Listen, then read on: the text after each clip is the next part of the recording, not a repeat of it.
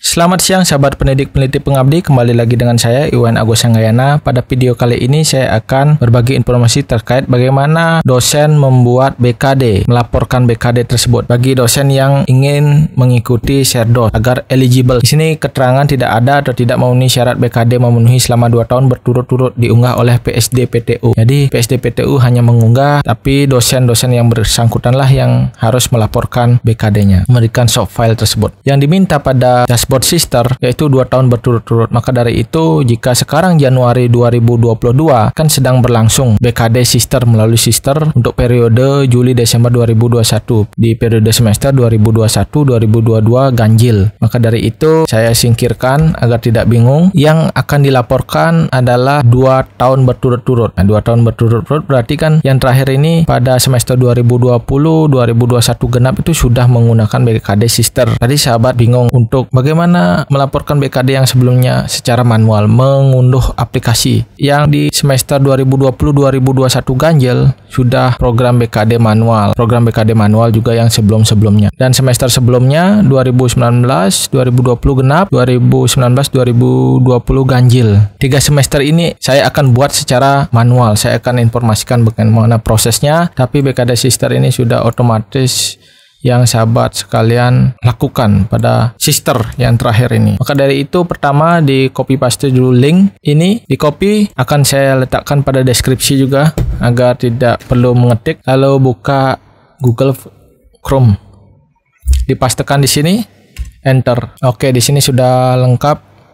Saya sediakan apa-apa saja yang harus dipakai untuk pelaporan BKD. Klik pada bagian ini, pilih download. Menyiapkan download, mohon sabar untuk menunggu. Oke, filenya sudah siap untuk di-download. Di pojok kiri bawah bisa diperhatikan file sudah selesai di-download. Klik ini panah yang ke bawah, lalu show in folder. Nah, pada folder download ini kan aplikasinya yang barusan di-download. Klik kanan, lalu extract here. Sudah di-extract, saya akan buka filenya. Sahabat sekalian bisa buka filenya. Langkah-langkah apa yang harus dilakukan oleh dosen dibaca dulu. Di sini lengkap, ada rubrik, lalu ada lampiran 1, 2, dan 3. Ini lampiran 3. Lampiran 1 dan juga lampiran 2. Ini bagi yang sudah menerima tunjangan. Yang terpenting adalah panduan aplikasi BKD. Ini panduannya dalam bentuk PDF. Di sini sudah ada aplikasi versi Mei 2018. Diklik ini, lalu coba dibuka programnya. Sahabat sekalian diminta untuk generate nama, buat nama dan password sendiri. Yang minimal 5 karakter.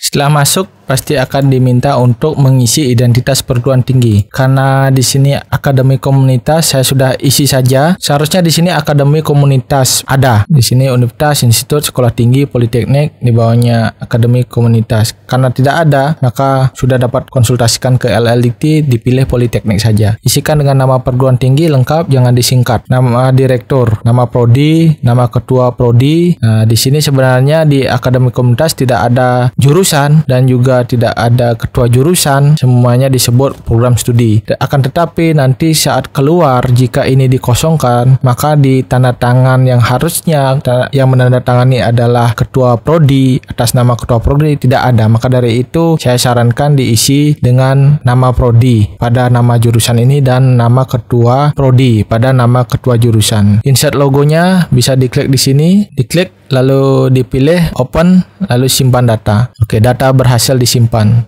Setelah data berhasil disimpan, akan menuju pada identitas dosen. Identitas dosen ini jika sahabat sekalian belum tersertifikasi atau mendapatkan Sherdos, jangan diisi, kosongkan saja. Lalu NIP, nomor kepegawaian diisi, di input, NIDN, nama, Venisengke, gelar depan, gelar belakang. Lengkap, alamat perguruan tingginya PT, jabatan fungsional, asisten ahli, golongan 3B, tanggal lahir, lalu tempat lahir Surabaya, pendidikan S1, sarjana ekonomi, Sekolah Tinggi Ilmu Manajemen Indonesia, pendidikan S2, seperti itu. Jenis dengan tugas tambahan karena beliau menjabat bidang ilmu manajemen. Asesor 1 nama lengkap dengan gelarnya, asesor 2 nama lengkap dengan gelarnya dan juga NIRA. Nomor HP, tahun akademik yang keberapa. Nah, di sini dicocokkan. Nanti Saya ambil saja tahun akademik yang ini dulu dikerjakan. Juli Desember 2020. 2021 ganjil. 2021 ganjil. Oke. Upload foto. Nanti bisa sesuaikan ya fotonya. Saya di-upload, klik open. Saya lupa sebelumnya saya taruh di mana foto beliau. Lalu hasilnya di sini. Seperti ini akan terlihat. Dan jangan lupa juga untuk mengunggah KTP. KTP lalu open nanti, dipilih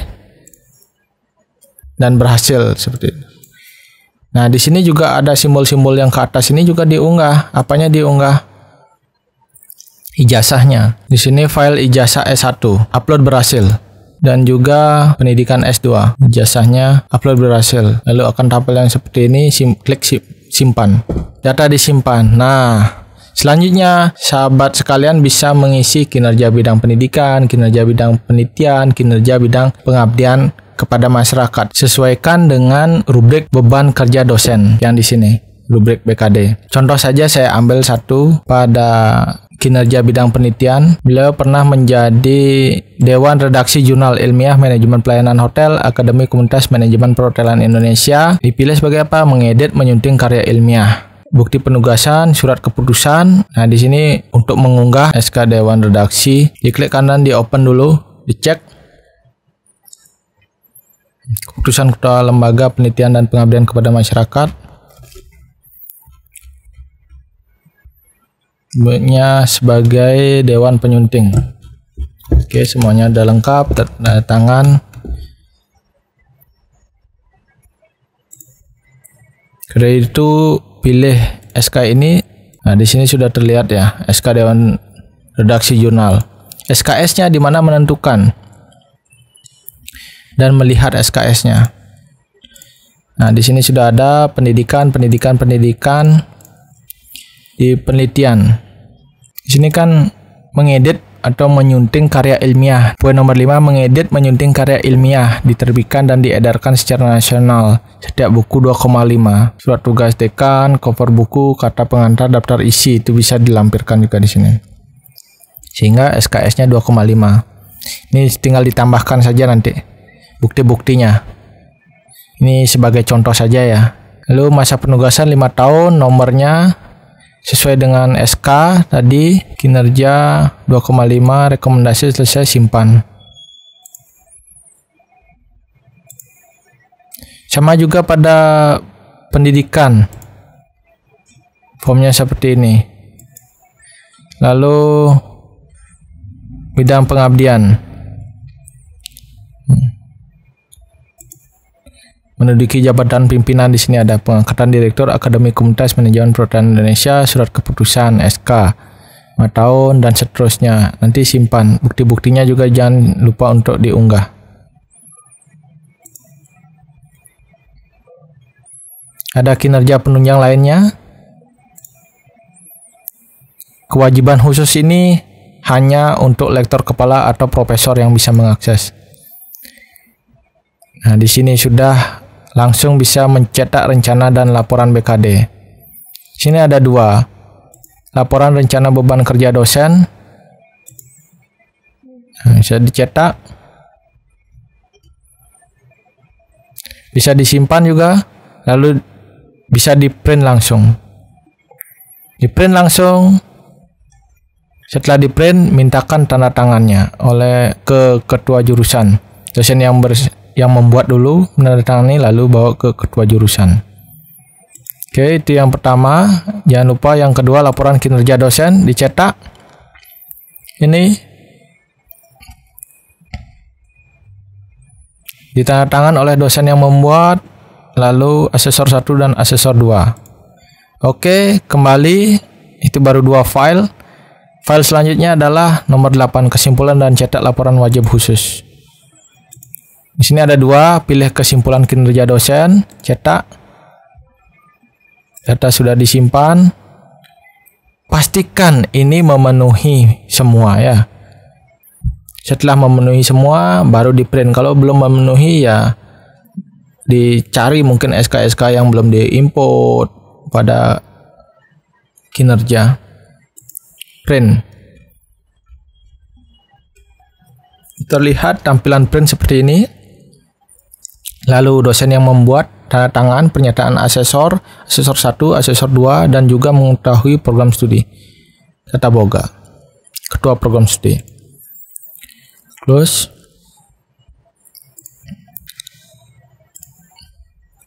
Selanjutnya kesimpulan kewajiban khusus ini tidak diisi. Kewajiban khusus untuk guru besar.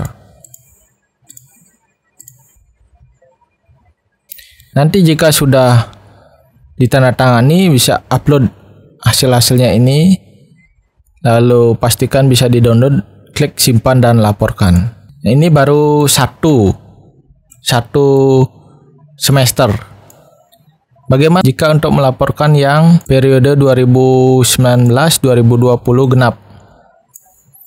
Tinggal dipilih saja di bagian identitas, lalu pilih 2019-2020.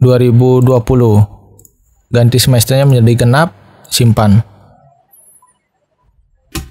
Data telah disimpan. Berhasil disimpan, lakukan langkah-langkah yang tadi. Setelah dilakukan langkah-langkah yang tadi, di print, dimintakan tanda tangan. Jika sahabat sekalian mendownload akan seperti ini tampilannya.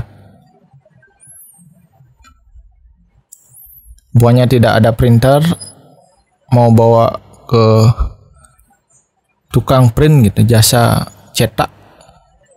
Bisa diserahkan ini. Hasil yang sudah ditandatangan ada 3 tadi, tapi sudah saya gabungkan di sini jadi 1.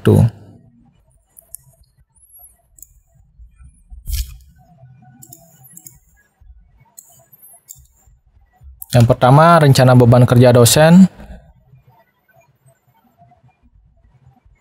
Sini sudah ditandatangan oleh dosen yang membuat dan ketua program studi, di stempel lengkap. Ini laporan kinerja dosennya, lengkap semuanya. Tanda tangan oleh dosen yang membuat, asesor 1, asesor 2, dan program studi.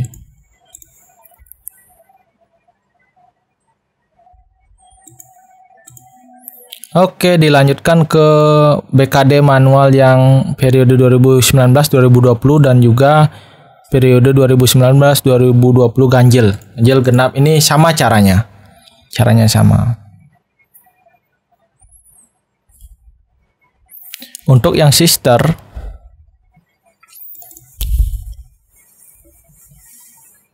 sudah ada videonya, bisa disaksikan nanti secara terpisah agar tidak terlalu lama videonya ini.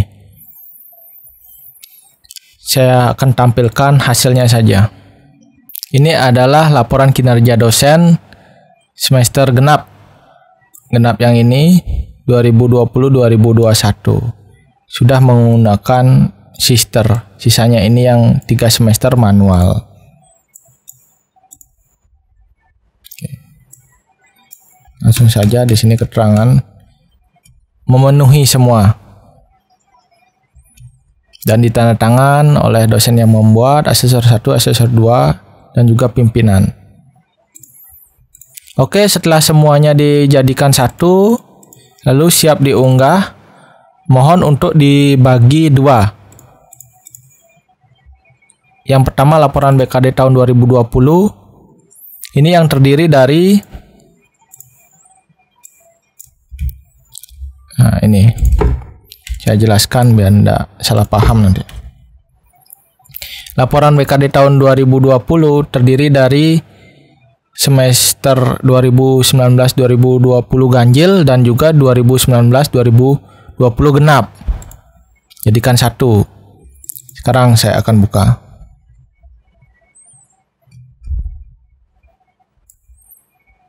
Ini dia. Ganjil 2019-2020. Laporan kinerja dosen 2019-2020 ganjil masih.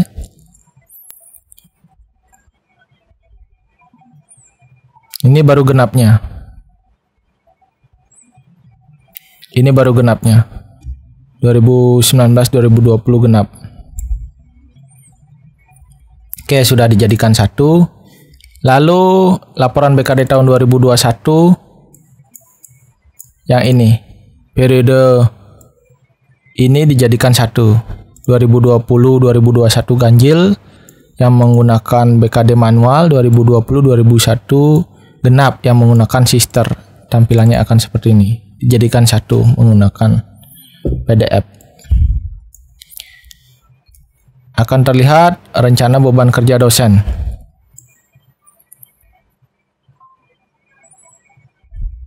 Ganjil 2020-2021.